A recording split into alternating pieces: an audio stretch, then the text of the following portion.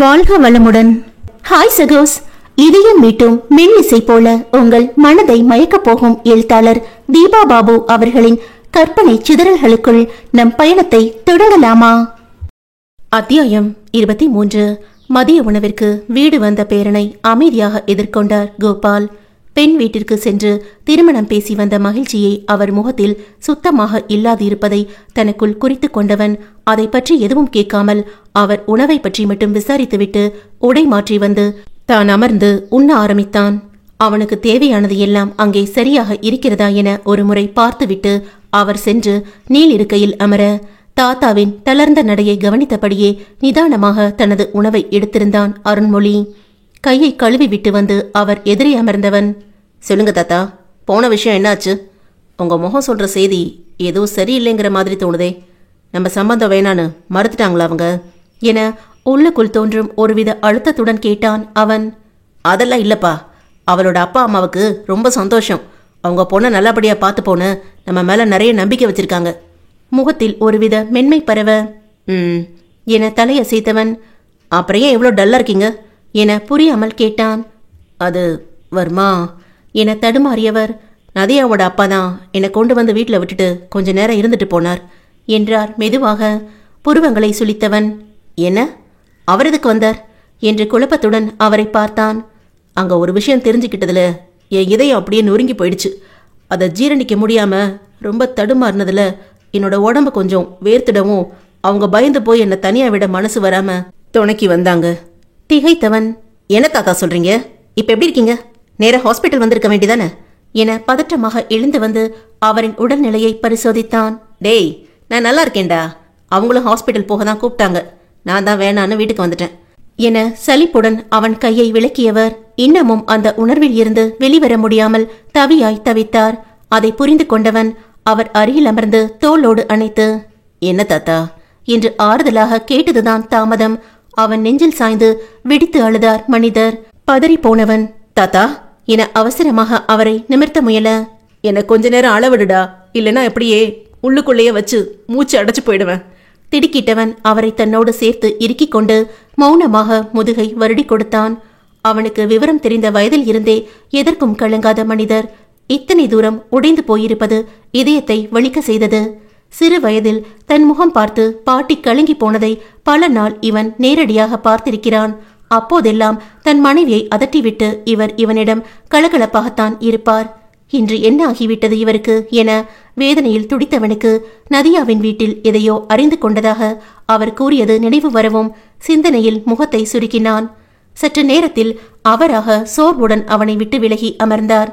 மருத்துவன் அவரையே அமைதியாக பார்த்திருந்தான். அவன் கையை கெட்டியாக பிடித்து கொண்டவர், டே வர்மா என எதையோ சொல்ல தொடங்கிவிட்டு மீண்டும் கண் கலங்க இவன் அவர் கரத்தை தட்டி கொடுத்தான். வேண்டாம் தாத்தா, இப்ப ரொம்ப எமோஷனலா இருக்கீங்க. அதை விட்டு வெளியில வந்து கொஞ்சம் ரிலாக்ஸ் ஆனதும் சொல்லுங்க. தனக்குள் பொங்குகின்ற அழுகையை முயன்று அடக்கி என்று மட்டும் தலையசைத்தார். சரி, கொஞ்ச நேரம் தூங்க ட்ரை பண்றீங்களா? வாங்க என்று அவரை எழுப்ப முயன்றான். இல்லடா, என் மனசுல அமைதி இல்ல, என்னால கண்டிப்பா தூங்க முடியாது என்று மறுத்தார் அவர்.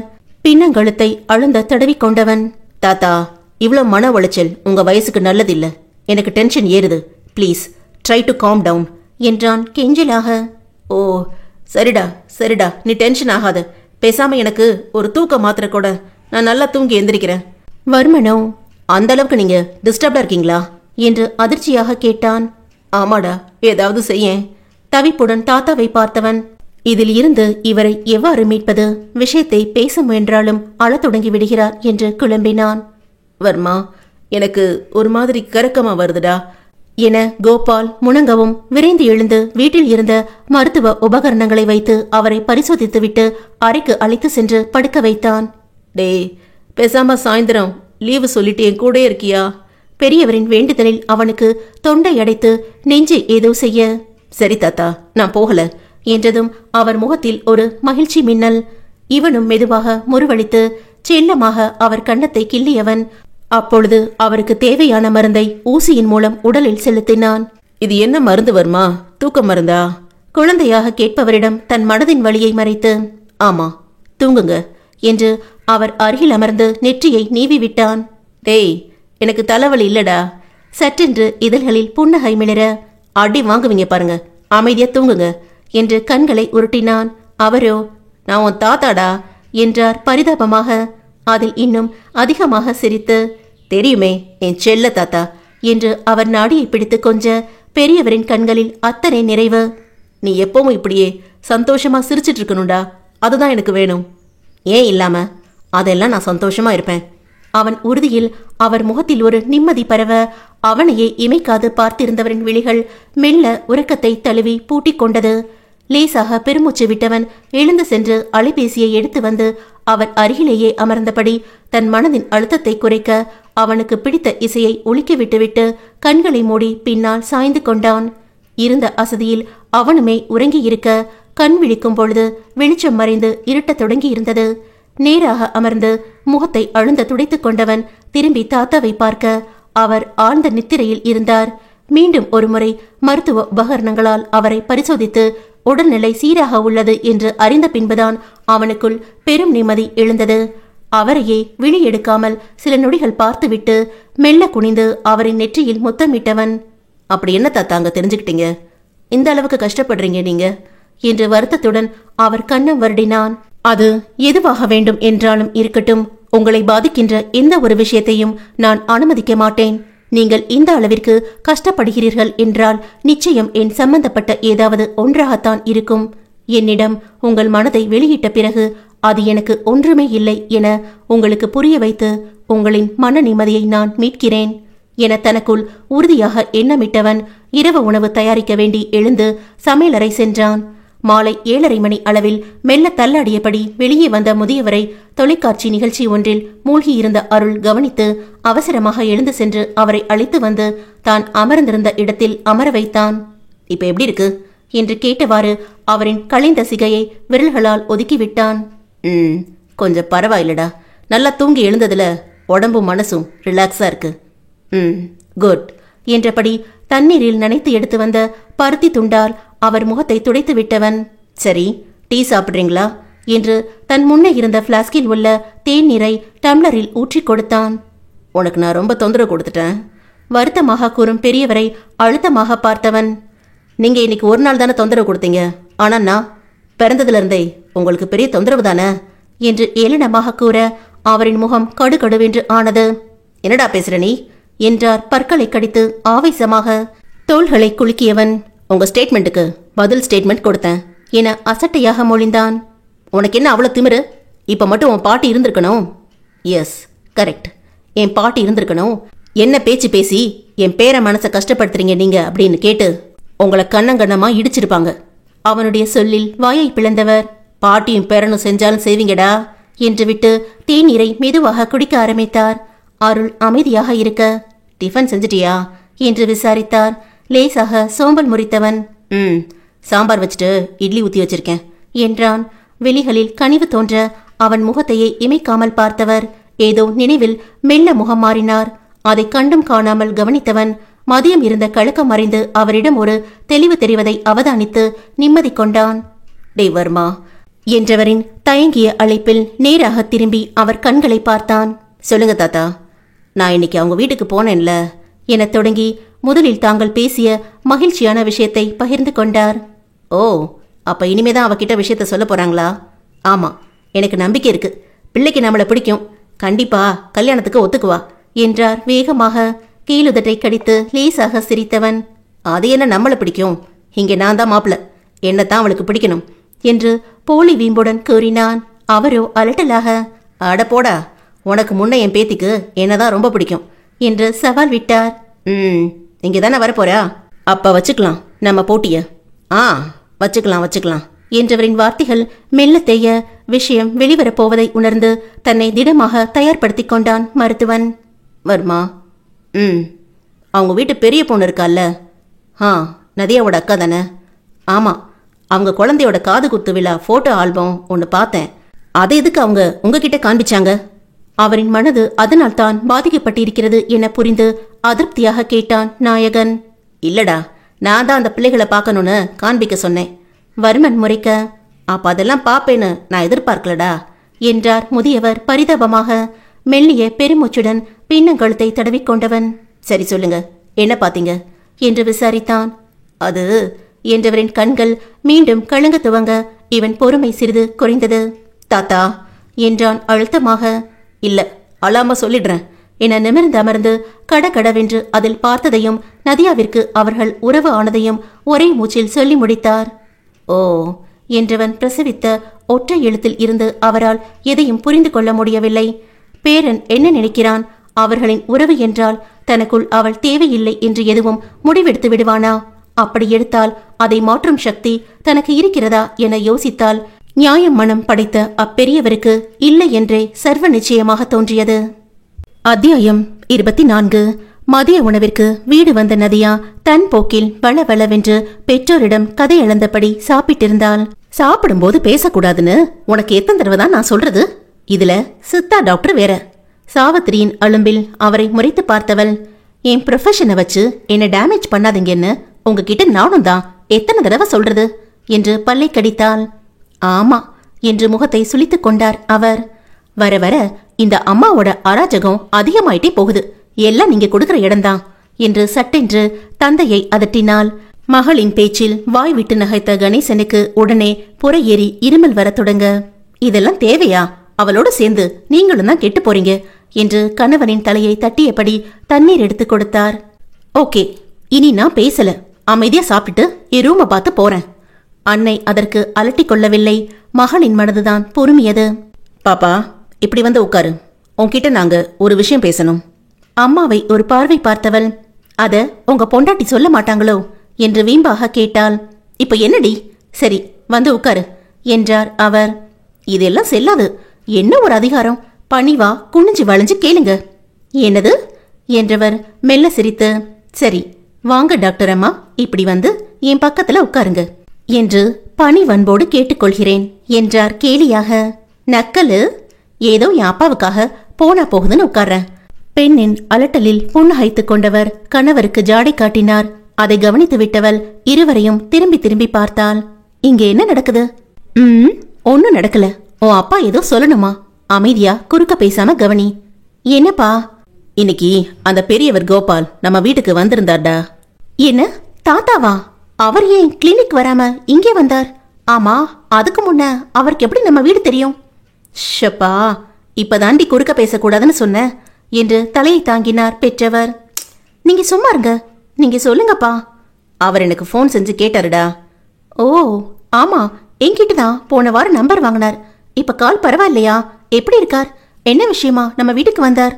தன் கணவர் வாயை திறக்கும் முன், நீங்க இருங்க நானே சொல்லிடுறேன். அவர் பேரனுக்கு உன கல்யாணம் செஞ்சு தரணும்னு பொண்ணு கேட்டு வந்தார் என பட்டென்று விஷயத்தை கூறினார் சாவித்ரி. முதலில் சற்றே அலட்சியமாக ஓஹோ என்றவள் அடுத்து பரபரப்புடன் நிமிர்ந்து அமர்ந்து, என்னது, என்ன சொன்னீங்க? அவர் பேரனுக்கு பொண்ணு கேட்டு வந்தாரா என படபடத்தாள். ஆமா என்றார் அவர் அழுத்தமாக. சற்றே புருவங்களை சுருக்கியவள், அதுக்கு நீங்க என்ன சொன்னீங்க என்று தீவிரமாக எதையோ சிந்தித்தவாறு கேட்டாள்.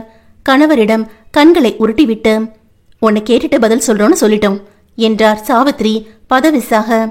பெருமையில் முகம் பூரித்து வழிய, கரெக்டா தான் சொல்லிருக்கீங்க என அலட்டலாக புன்னகைத்தவள். ஓகே, இப்ப என்னோட பதில் வேணுமா?